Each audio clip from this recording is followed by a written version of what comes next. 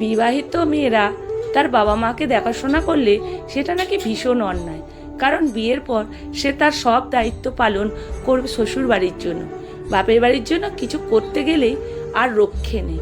যেহেতু মেয়েটি বিয়ে হয়ে গেছে, তাই সব সম্পর্কই ছিন্ন হয়ে গেছে। বাপের বাড়ির সাথে তার আর কোনো যোগাযোগ না রাখলেও চলে। হ্যাঁ, এমনটাই ধারণা উত্তরার শ্বশুরবাড়ির প্রত্যেকটা মানুষেরই। উত্তরা চাকরি করে কলকাতার একটি সরকারি স্কুলের শিক্ষিকা।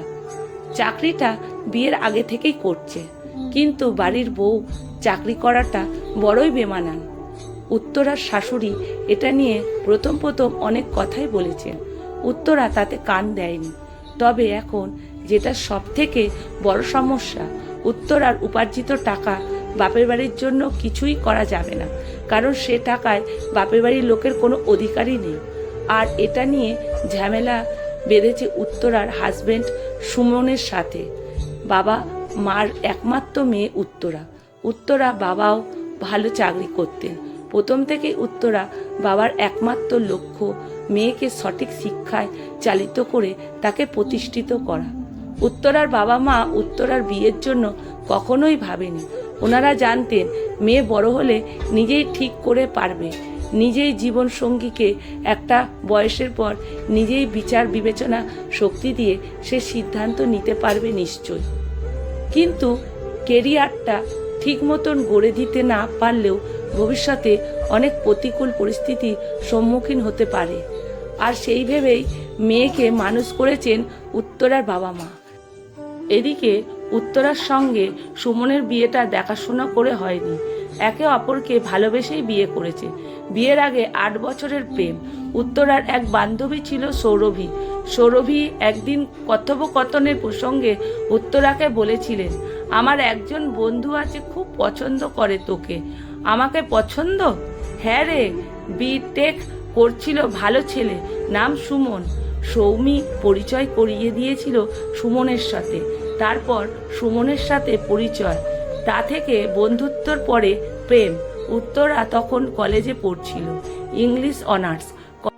কলেজ কমপ্লিট করে মাস্টার বিএড, তারপর চাকরি পায় উত্তরা। ওদিকে সুমনও একটা কোম্পানিতে জয়েন করেছে ততদিনে। উত্তরা সুমনের কথা বাড়িতে জানায়।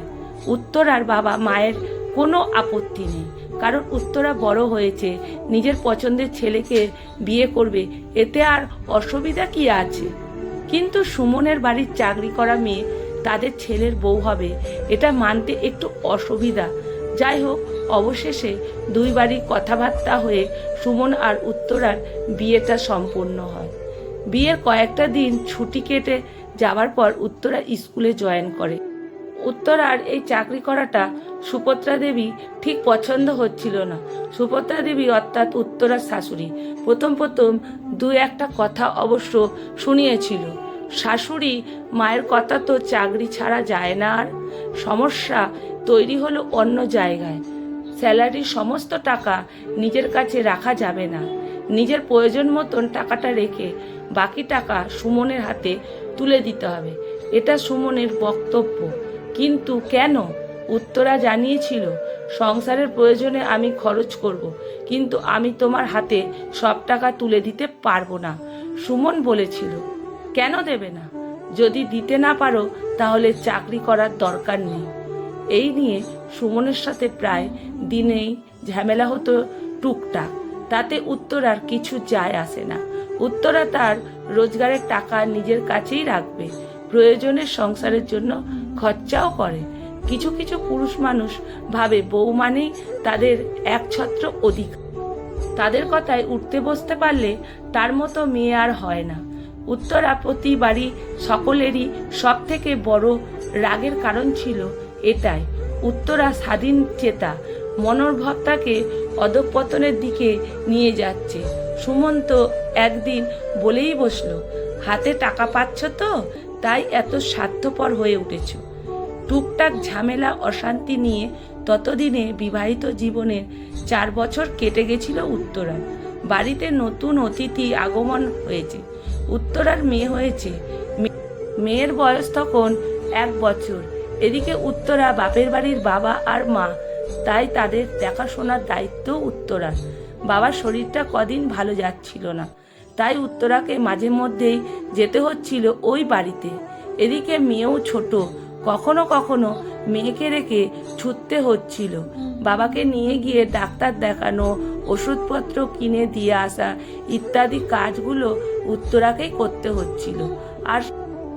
আর এখানেই বেড়েছিল সমস্যা।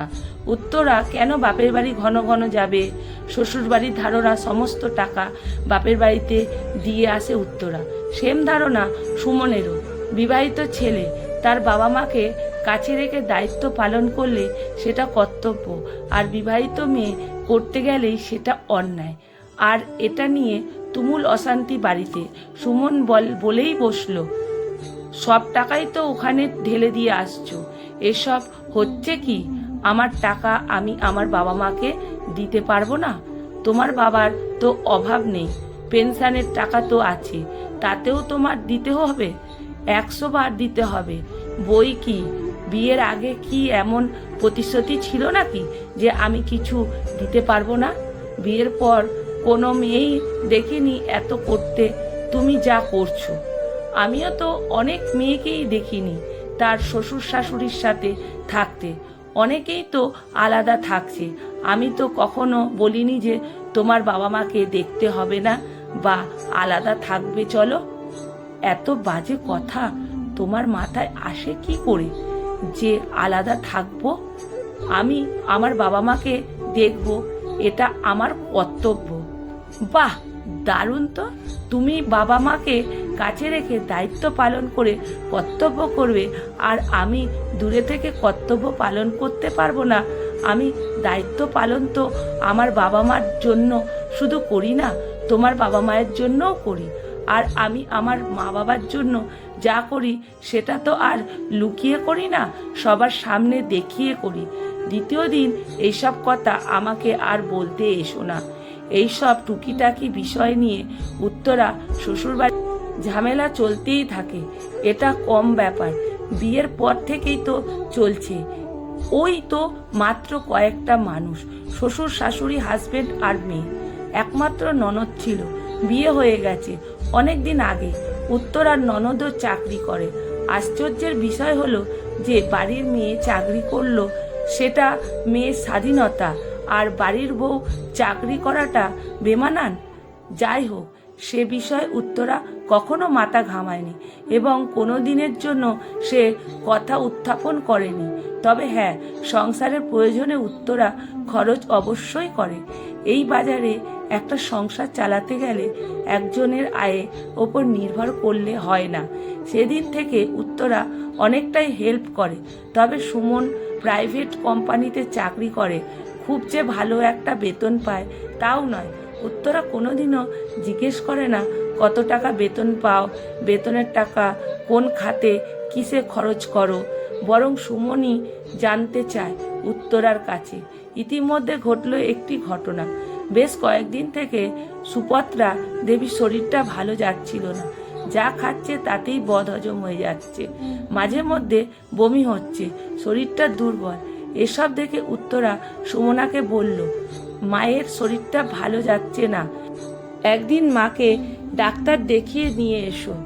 সুমন জানালো, মায়ের এরকম প্রায়ই হয়, অ্যাসিড থেকেই এরকমভাবে শরীরটা খারাপ হচ্ছে। ডাক্তার দেখিয়ে নেওয়াই তো ভালো না, কি থেকে কি হয়ে যায়। আমার টাইম কোথায়, সেই সকালে বেরোচ্ছি আর রাতে ফিরছি, দেখি কবে নিয়ে যাওয়া যায় মাকে। উত্তরা ভাবল, রোগ পুষে রাখলে লাভ কি, ডাক্তার দেখিয়ে নেওয়াটাই ভালো। সুপত্রা দেবীকে নিজেই নিয়ে যায় একজন ভালো ডাক্তারের কাছে।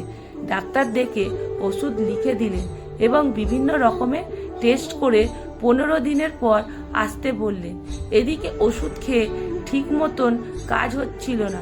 সুপত্রা দেবী আরও অসুস্থ হয়ে পড়লেন। 3-4 দিন কেটে গেছে। একদিন সকালে সুমন অফিস থেকে বেরিয়ে যাওয়ার পর অসহ্য পেটের যন্ত্রণা শুরু হলো সুপত্রা দেবী। উত্তরা স্কুল যাবে বলে রেডি হচ্ছিল, সে সময় শাশুড়ি মায়ের ওই অবস্থা দেখে আর স্কুলে যেতে পারেনি উত্তরা।